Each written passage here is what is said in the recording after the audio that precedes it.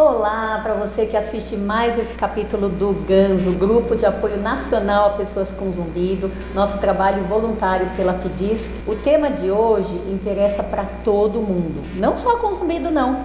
Ele vai falar sobre o perfil do paciente que aceita e que rejeita. No caso zumbido, mas isso dá para ser extrapolado para várias outras coisas. E para falar sobre isso, nada melhor do que o nosso amigo aqui, o João Ricardo Kozak, psicólogo clínico e do esporte, que já esteve conosco o ano passado, deu um show de bola e vai falar hoje com muita propriedade sobre esse assunto. João, muito bom ter você de novo aqui com a gente. Um prazer, Tani. Obrigado. Vamos arrasar hoje, né? Obrigado pelo convite. É sempre um prazer e uma alegria poder estar aqui com vocês e, de alguma forma, poder contribuir com quem nos ouve. É isso aí. Bom, a gente quer deixar claro para vocês que é muito saudável e é muito desejável que quando uma pessoa tem qualquer sintoma que já está durando um pouco mais, que procure ajuda o quanto antes. A gente sempre faz apologia de diagnóstico precoce, de tratamento precoce, mas infelizmente algumas coisas vão se tornando crônicas, quer dizer, vão durando mais tempo, mesmo quando o paciente faz tudo direitinho, o médico ou outro profissional de saúde faz tudo direitinho. Ou seja, é um esforço que não está dando um resultado satisfatório. Então, todo mundo sabe, mesmo sem ser médico, quando alguma coisa está saindo do normal. Um sintoma está durando muito, ou está incomodando muito, ou está preocupando muito e acaba gerando uma queda de qualidade de vida a mais. Então, é nesse ponto que a gente vai trabalhar hoje essa reunião do grupo de apoio. Então, João, você que está acostumado a ver várias pessoas incomodadas com vários sintomas de um modo geral, seja zumbido ou outras coisas, você acha que algumas pessoas podem sofrer duplamente, ou seja, existe o problema em si, o sintoma que elas apresentam e a interpretação que elas fazem do problema pode alavancar esse tipo de sofrimento ou não? Eu acho que sim, Tani. Eu acho que tem vários pontos que a gente precisa analisar. O primeiro deles me chamou a atenção quando você falou a palavra esforço, né? Que é preciso um esforço, tanto do lado médico como do lado do paciente. Isso com psicólogo, com médico, com qualquer área da saúde. E o que eu percebo hoje, até como um fenômeno cultural, é que as pessoas buscam resultados muito rápido. Ninguém quer ter o esforço de, por exemplo, procurar um médico, procurar um auxílio terapêutico e entender que isso vai demandar, isso vai dar trabalho. Né? A gente vive, infelizmente, numa sociedade que hoje em dia se vende pílula para secar a barriga, quer dizer, fazer um exercício 3 vezes por semana, ter uma boa alimentação, dá trabalho. Né? Procurar um médico, no caso, se for um paciente de zumbido, ele vai ter que ver alimentação, enfim, toda a sua área de medicamento, hábitos, e isso dá trabalho, né? E as pessoas, eu vejo que elas buscam soluções mais... Pílula mágica, a pílula mágica. Por zumbido também. Por zumbido também, e a gente sabe que é um processo, né? Existe toda uma direção no trabalho, que o trabalho tem que ser feito em dupla com um profissional da área da saúde, e as pessoas não estão muito dispostas nem disponíveis, e aí é mais fácil procrastinar, é o termo da moda, né? Empurrar com a barriga, e tanto na área médica como na área psicológica, o que a gente acaba vendo é que chegam pacientes, como você falou no início, né?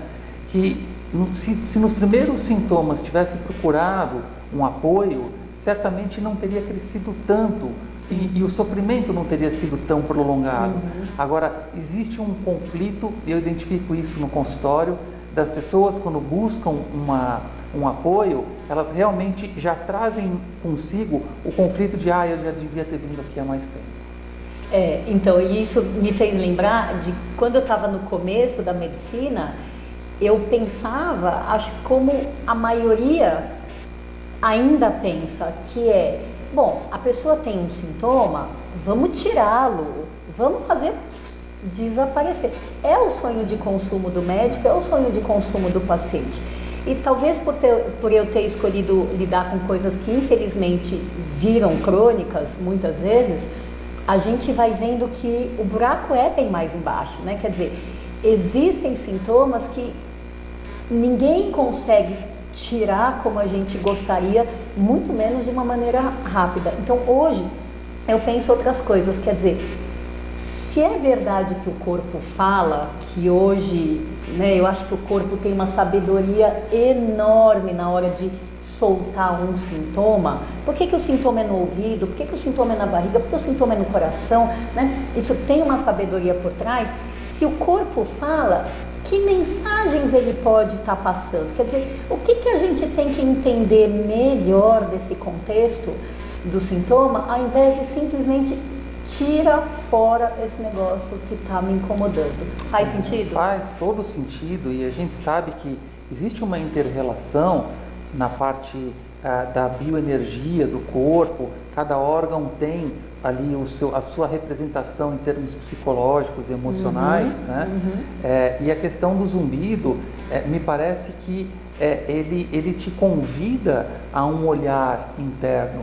Quer dizer, que ruídos, além do físico, né, do hardware do computador, né, a peça em si, qual é o software que está por trás disso? Quais são as programações que perderam a sua configuração?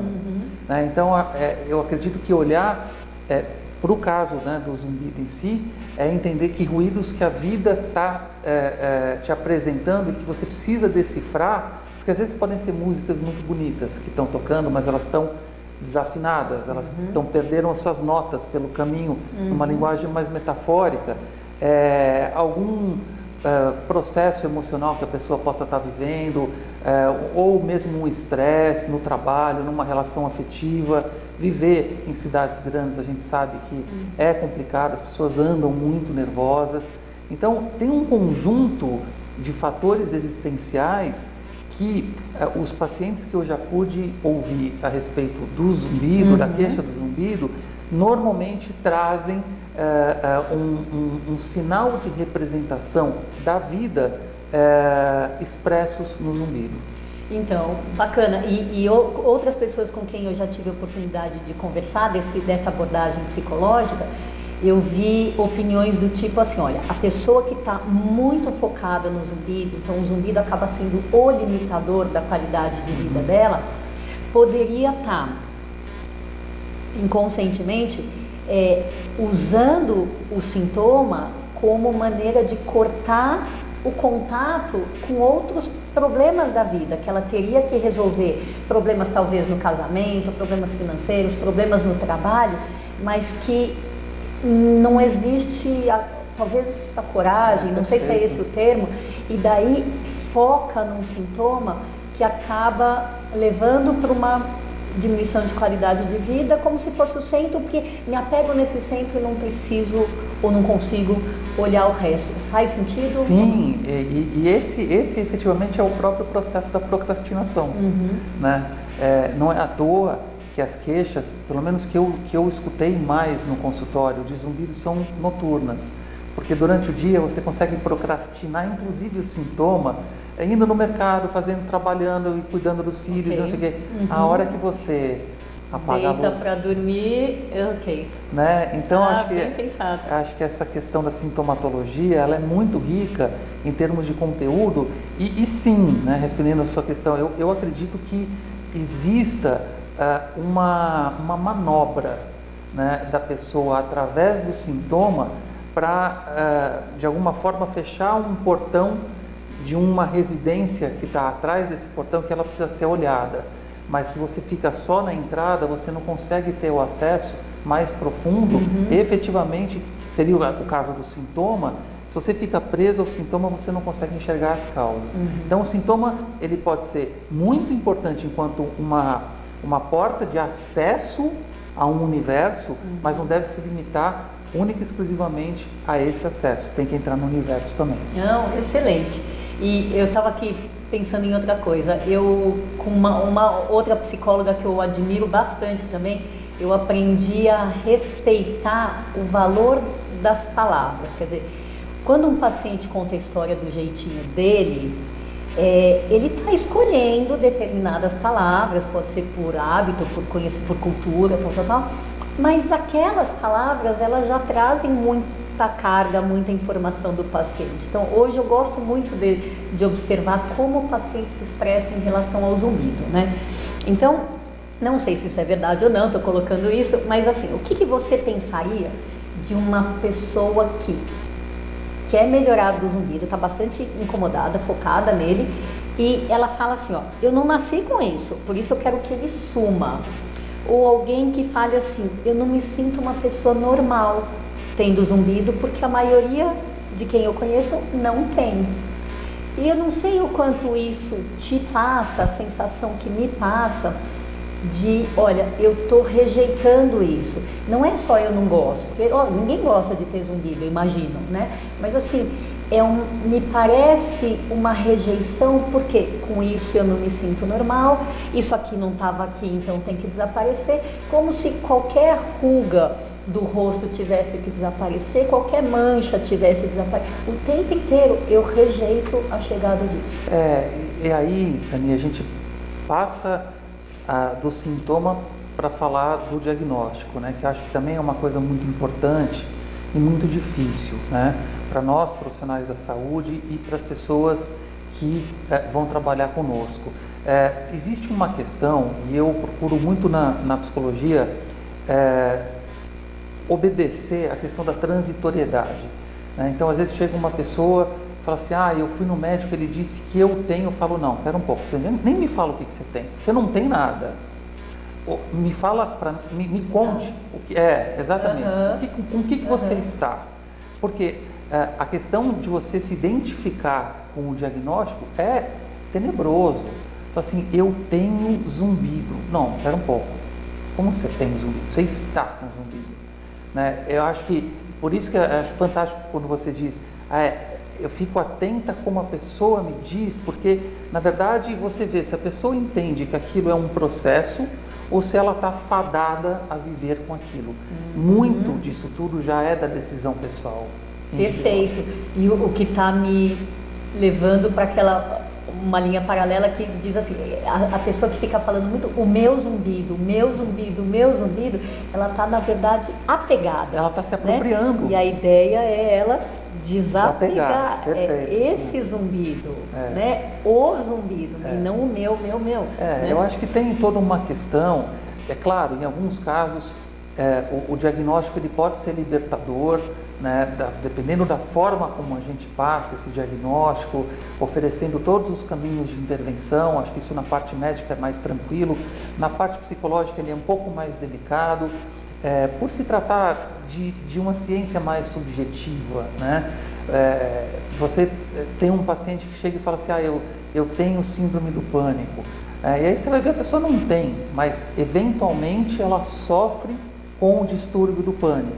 Então ela vai buscar um medicamento, ela vai buscar uma psicoterapia, como você falou, para ela se libertar, para ela deixar isso embora, porque no momento que você se apropria e a tua identidade de alguma forma ela fica associada ou ela é mesclada com aquele diagnóstico, é muito aprisionador. Sim, né? Sim. E essas coisas que me fazem pensar que o paciente não consegue sair dessa armadilha, mas ele mesmo criou essa armadilha mental, né? Às vezes inconscientemente, e dificulta muito mais para ele e para a gente. Né? Então, e de novo, isso pode ser uma arapuca que ele está criando para não enxergar efetivamente alguma outra situação. Não que isso não gere sofrimento, claro que gera. Sim. Não que isso não exista, claro que existe. Mas acho que é importante, enquanto fundamentação para libertação, que você dê um passo adiante e não fique preso só na sintomatologia. Não, com certeza. E eu quero te contar de 2 casos interessantes que aí me deram a sensação de que grande parte do sofrimento deles, além de terem zumbido, foi porque eles se sentiram culpados por uma coisa que eles fizeram. Então, os 2 eram jovens do sexo masculino. Um deles me contou assim, ele tinha um histórico de frequentar algumas baladas, como muita gente jovem, e vira e mexe ele saía lá com um zumbidinho temporário, mas como ele ia para casa, dormia no dia seguinte, estava tudo bem, ele nunca deu valor.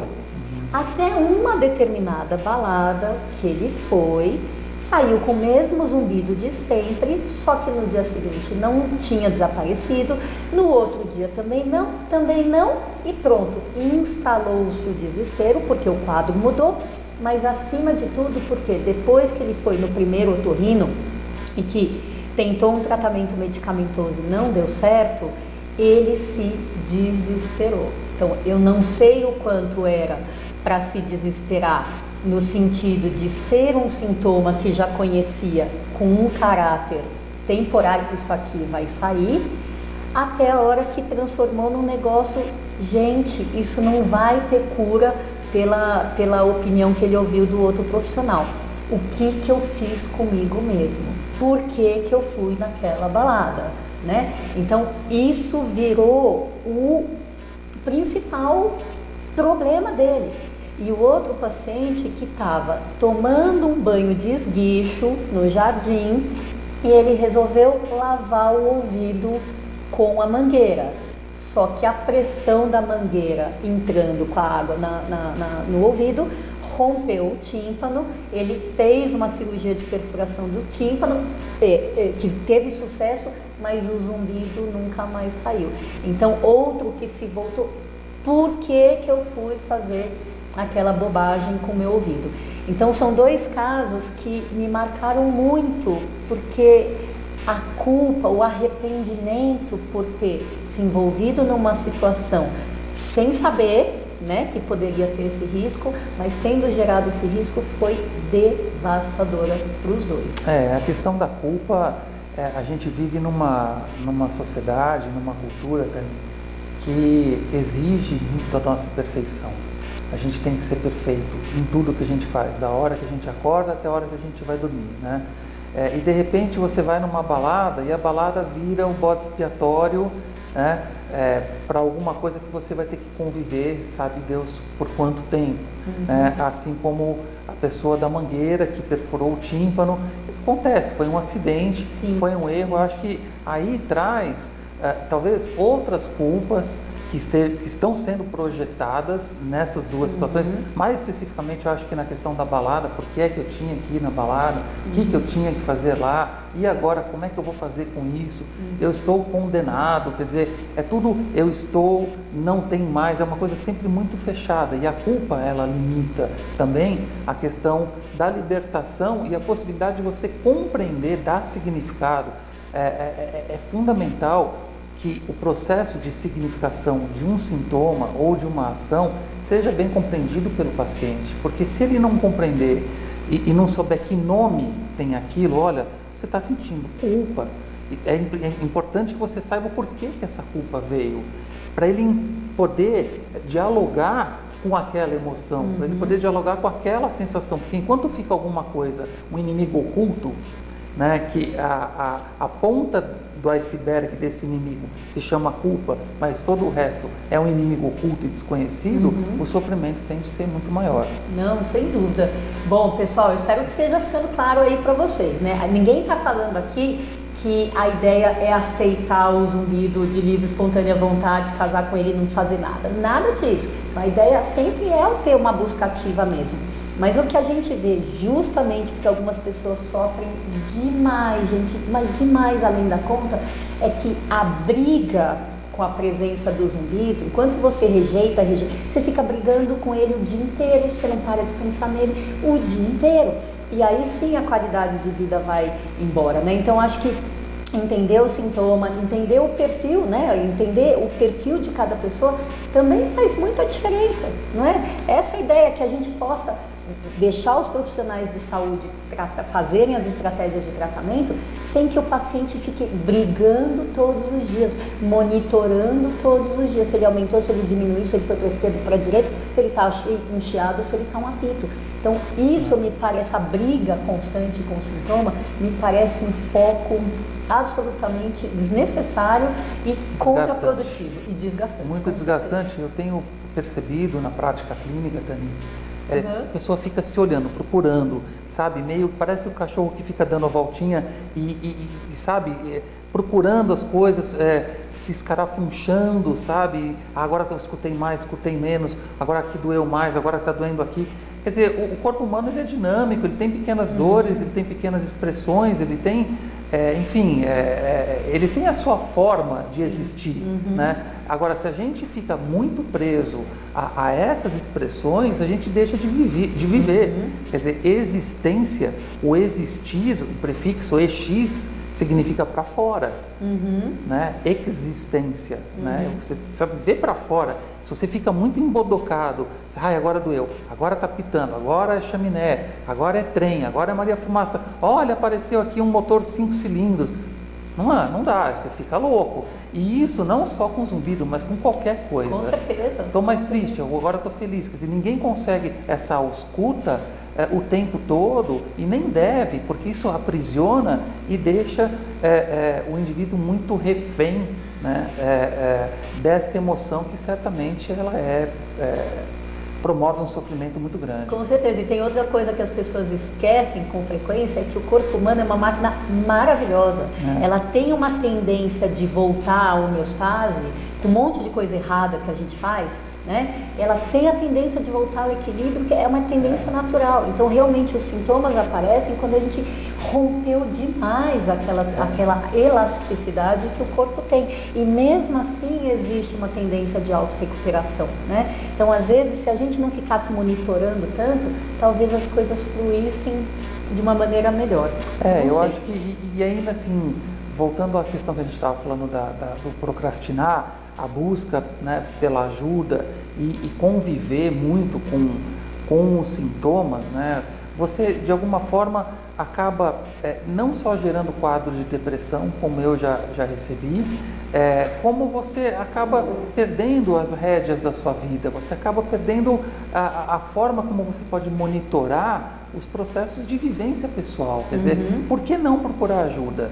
Vai dar trabalho? Ok, vai dar trabalho, mas não é muito melhor viver? Você não nasceu com isso e nem precisa viver com isso. Eu acho que essa é a ideia. E as pessoas muitas vezes acham que elas são fadadas a viver com um zumbido, a viver com um síndrome do pânico, a viver com depressão. Na verdade, eu vejo muito fruto de uma dificuldade, às vezes, de medicamento, que é alguma coisa que eu vejo no consultório. As pessoas acham que, não vou tomar medicamento, que eu vou ficar viciada. Eu digo, olha, se precisar tomar um medicamento, que bom que existe um medicamento. Se você pode tomar um medicamento e diminuir o teu sofrimento, por que não tomar? Hoje a gente pode ter uma qualidade de vida melhor. E quem tem diabetes, por exemplo, que precisa tomar insulina todos os dias até o final dos tempos? Quer dizer, por que não usar? Existe uma dificuldade no olhar da medicação.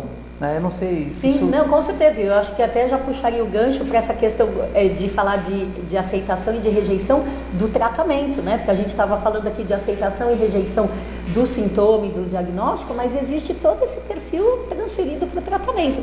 Então, o que a gente imagina? Que quando alguém vem buscar ajuda, que a pessoa está aberta, que ela está ávida, que ela quer de verdade ajuda, não é isso? E daí eu me surpreendo, quer dizer, agora eu nem me surpreendo mais, já nem me surpreendo mais, de tanto susto que eu tomei. Mas assim, de ver que às vezes as pessoas não estão prontas para a proposta de tratamento que você faz. Então existe o sofrimento todo dia, o paciente chora na sua frente, na consulta, e de repente, por exemplo, a gente faz um diagnóstico que para a gente é tranquilo, de um zumbido por um erro metabólico, o que naturalmente faz a gente propor uma mudança de hábito alimentar, e eu particularmente proponho 30 dias. Eu nem proponho o resto da vida, porque eu quero ver o quanto essa mudança faz de efeito mesmo. Então, eu acho que para mim vai ser fácil, porque detectei um zumbido metabólico, isso dá para tratar bem. Eis que o paciente vem, ai doutora, mas assim a senhora vai tirar meu único prazer de comer doce, de comer... Bom, enfim.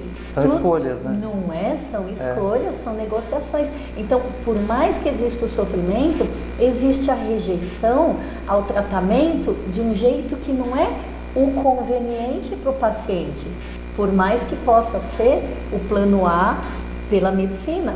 Assim como a gente vê com algumas dietas, a gente vê com, por exemplo, com terapia, quando a gente prescreve, né, sugere para o paciente, você precisa, além do tratamento médico, de apoio psicológico e ou psiquiátrico, e isso é rejeitado, por mais que o sofrimento seja enorme. E a outra rejeição que a gente vê de tratamento é com aparelhos auditivos. Hoje, eles têm um potencial para melhorar zumbido, além do potencial que eles já tinham para melhorar a perda de audição. Mas daí você pensa que isso é fácil de orientar?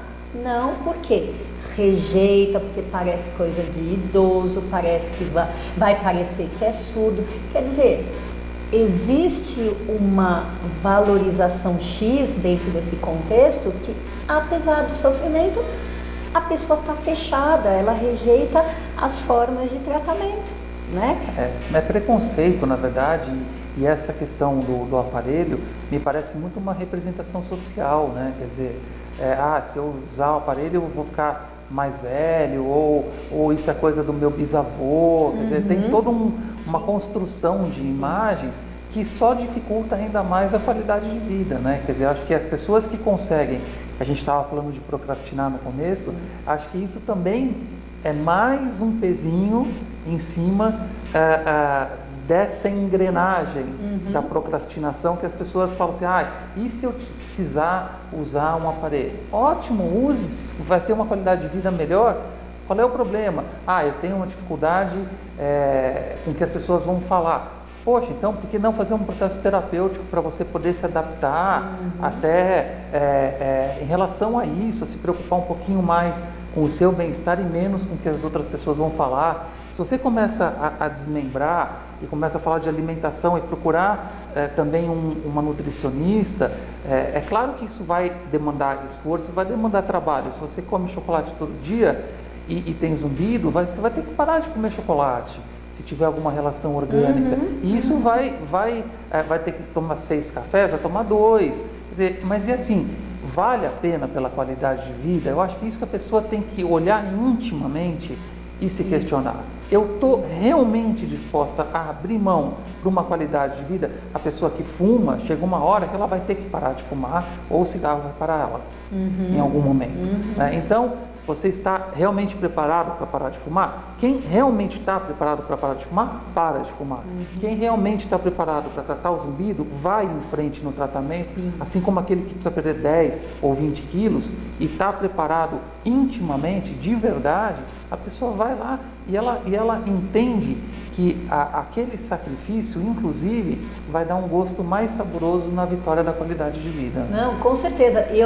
Se eu puxar pela memória aqui, a gente já fez 2 reuniões de grupo de apoio em novembro e dezembro do ano passado, com casos de sucesso de tratamento, onde as pessoas trouxeram as histórias de sucesso delas com zumbido, cada uma de um jeito, gente que a gente nem conhecia, mas assim, são pessoas que a gente eu tiro o chapéu para o trabalho que elas fizeram, cada um com seus respectivos profissionais, mas acima de tudo, são pessoas que se dedicam, elas fazem parte ativa, elas participam do processo de tratamento. Então, isso é ter a cabeça aberta, como você estava falando assim, da pessoa aceitar a coisa, né? Quer dizer, quem está muito afim tem uma motivação para melhorar, para testar. Eu vou testar uma dieta, eu gosto, adoro chocolate, mas eu vou testar para ver se dá certo. Eu não queria usar um aparelho de audição, mas eu vou testar para ver se realmente melhora. Então, essa cabeça aberta, essa prontidão, são os melhores pacientes. Né? Mas infelizmente não é todo mundo que sofre que de verdade está nesse momento. Então eu queria te perguntar assim, você tem alguma dica, alguma sugestão para essa dupla assim, profissional paciente, sendo médico, ou dentista, ou psicólogo, fonoaudiólogo, porque muitos deles nos assistem também, e o paciente, quando a gente vê essa questão da rejeição do paciente ao tratamento, o que é melhor o profissional fazer? É melhor ele pontuar?